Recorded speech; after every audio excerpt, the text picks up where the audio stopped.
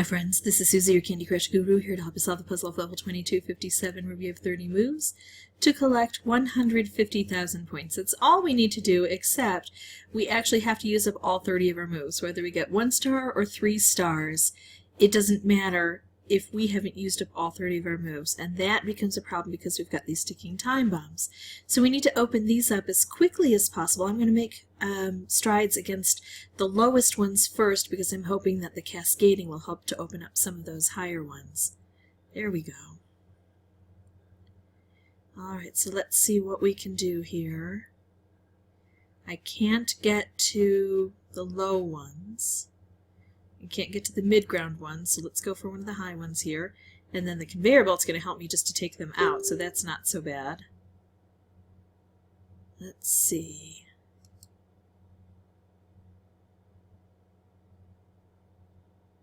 And the conveyor belt makes it a little bit confusing for us to, in regards to trying to set up some specials. So right now I'm not even worried about specials. I need to clear out space. Yes, I do need points, and if I see the opportunity to make a color bomb, I will go for it. But mostly I just want to get rid of these ticking time bombs.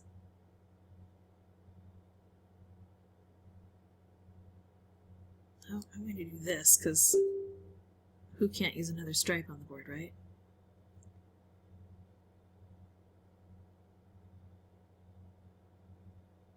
So many specials, I have to figure out the best way to use all of them. I think I'm going to do this and try to get some of these guys together. Well, that didn't quite work, but I got rid of a lot of the ticking time bombs. I only have 2 that are still under wraps. And here's that color bomb, and this is how we're going to get our points. Especially if I match it with a color of the most prevalent ticking time bomb, which is either on this board red or green. I have 2 green, but 1 is under wraps, so I'm going to go ahead and go for green because, of course, it's going to unwrap this one that's the hardest to reach. Plus, I'm going to get points for the fact that I matched the color bomb with the color of a ticking time bomb. So I don't have to worry about points now. All I have to worry about is this guy, and then using up just the rest of my moves. So how can I increase the opportunity to get green down here or make another color bomb? Well, I think I'm going to do this. It's going to rely on the conveyor. There we go. So now I can just spend the rest of the moves making specials if I want. Striped wrapped combos are also pretty good for points on this board. The reason I prefer color bombs for points, well, first of all, nothing beats a color bomb matched with color of a ticking time bomb. So that's always going to be your best bet point-wise. But let's say I couldn't do that and I could just make color bombs.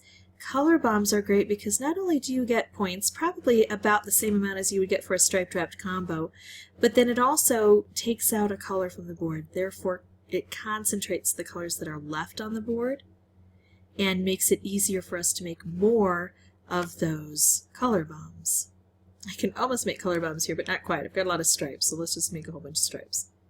Again, it doesn't really matter at this point. If I were trying to 3-star this, I would have tried more diligently to use the color bomb, like I would have tried to open up the other green, or I would have not tried to take out the ticking time bombs as quickly so that I would have the opportunity to match them with a color bomb. But that's risky. That's only if you're going for 3 stars on these levels. Ooh. If I just wait 1, this is going to move over and make a color bomb. It's using that conveyor belt. And you'll see we get a nice points boost just by taking out a color bomb. It's just not nearly as significant as if we were to have matched it with the color of a ticking time bomb.